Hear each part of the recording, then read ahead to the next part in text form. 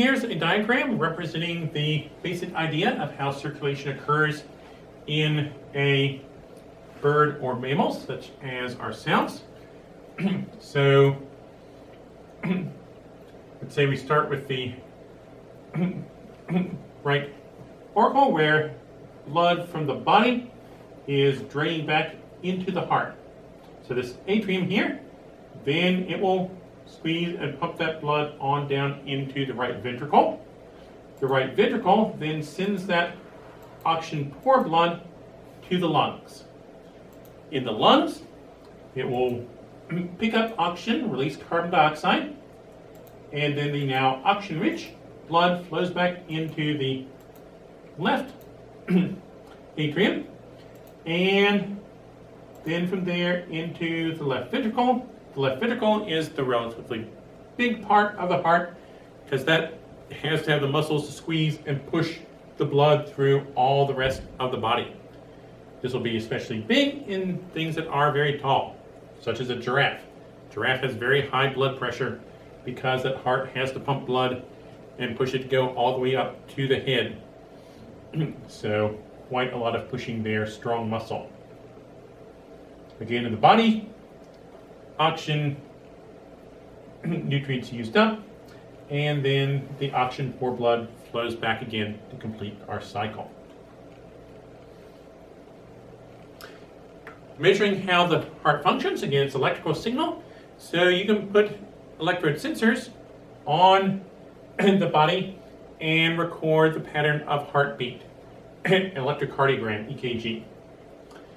And you can look at this and see, does anything look unusual? Is it normal? All that good stuff. If somebody has heart problems, it is possible to put in a pacemaker, which is a device that sends electric signal to help coordinate and keep the heart beating the way it should. And listening to heartbeat, like with a stethoscope, you hear that kind of boop, boop, boop. Those are the heart valves closing from the atrium to the ventricle, and the ventricle out to the body. Again, heart can keep on beating without the brain telling it to, but you do have signaling from both the nervous and endocrine system of telling the heart to pump things up or slow down, depending, say, okay, this is nice, nothing much going on. Okay, I can just relax and beat more slowly. Ow, what's that? Quick! Okay, those type of situations, you need to tell heart, start beating faster or slow down. And so you get these types of signals from other parts of the body that help affect the heart rate as well. Having the right blood pressure, on the one hand, you need enough pressure to send your blood throughout the body. Too high pressure, your heart's working extra hard. That's not great. You don't want your heart to get worn out. Also, higher pressure, you've got more risk of blood leaking due to that high pressure, whether through the capillaries, maybe out into the lungs, that type of thing. So having the right blood pressure is important. Veins, in the heart's pushing, the left ventricle shoves the blood out to go through the body. By the time it's coming back, it's lost a good deal of that pressure there. And so veins have additional features to help push that blood on along, move it back to the heart. Muscles in the sides of the vein help squeeze things along. And there are also little valves in the veins that can close to help keep the blood from going back the wrong way, and so facilitating moving the blood on through the body. Okay, how about the lymph system?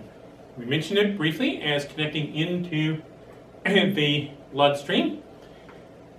Again, it helps pick up the fluid from the body, bring it back to the bloodstream to make up for what goes out from the blood. A major area for immune response, detecting any sort of invader in the body that needs dealt with. And it's a key area for absorbing the lipids. One thing we need to get from our food is a variety of fats. And so the lymph system is part of what gets that absorbing from the intestine and carrying that on to parts of the body needing it. So like the blood system, the lymph system has a set of vessels, but they are open to the body. The fluid there is lymph. It does not have the red blood cells, but it does have white blood cells because those move around, as we mentioned before, as well as the fluid. And we have specialized tissue there, lymph tissue. These tend to be concentrations of the defensive white blood cells, among other things. So, for example, your tonsils and other places. And you may have noticed if you're not feeling too well, one thing that often happens is the lymph nodes start to swell up some because they're working overtime, lots of white blood cells trying to kill whatever germs are affecting you. Thymus gland plays a role here as well, secreting hormones that help regulate the behavior of the lymph system and other parts of the body. The spleen helps in filtering the blood, things like that. There's a video link there investigating what the spleen does. Rather amusing one if you want to take a look at that. So the capillaries and lymph system, the smallest vessels, pick up fluid from the body around. They're open-ended. And then these connected to the larger vessels going to the lymph nodes with the concentration of white blood cells that are checking out, is there anything that needs gotten rid of here? And then eventually that will connect into the veins and becomes part of the plasma, the liquid part of the blood. Anything wrong with your heart system is not good. And cardiovascular disease, heart disease, is a major cause of death globally. Heart attacks specifically, when your heart's not working, if you hadn't monitored anything else, then that may be the first and last signal of a problem there. But there are a number of things that you can do to try to prevent it. Monitoring levels such as the cholesterol levels, low density lipoproteins are the so-called bad cholesterol, the ones that having too high level is not good for you. Hypertension, high blood pressure. If you have high blood pressure, there's exercise medication that can help as well. Smoking is bad for you in many ways, but among other things, it puts a strain on your heart and lungs. Basically, smoking, you think a lot of lung cancer as a result of it. Basically, smoking leads to dying of lung cancer if you didn't kill your heart first. Heart disease is a very major factor associated with smoking. Diabetes, if you have it, needs to be kept treated well. That, again, it provides extra strain on the blood system. For example, having too much sugar in the blood because it's not being regulated properly. If you are inactive, that tends to lead to heart trouble.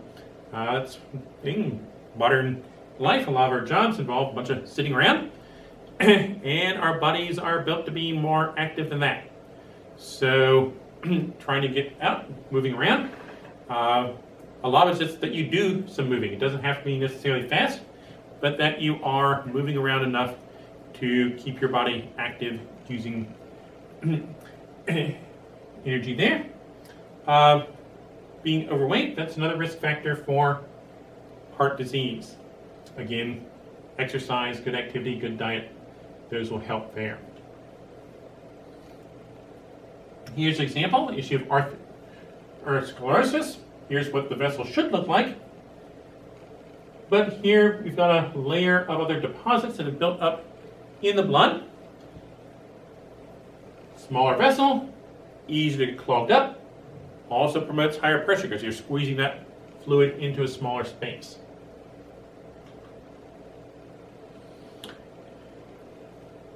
Blood system is moving much of things around in you, but one of the most important is the oxygen.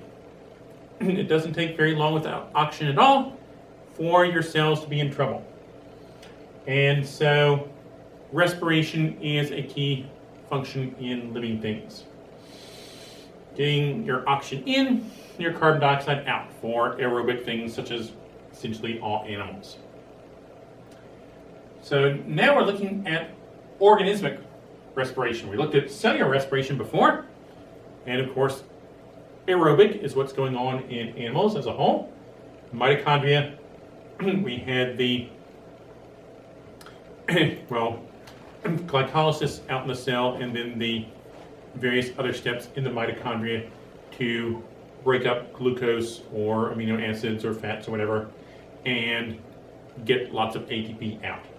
Here we're looking at getting the oxygen in and carbon dioxide out of the body as a whole.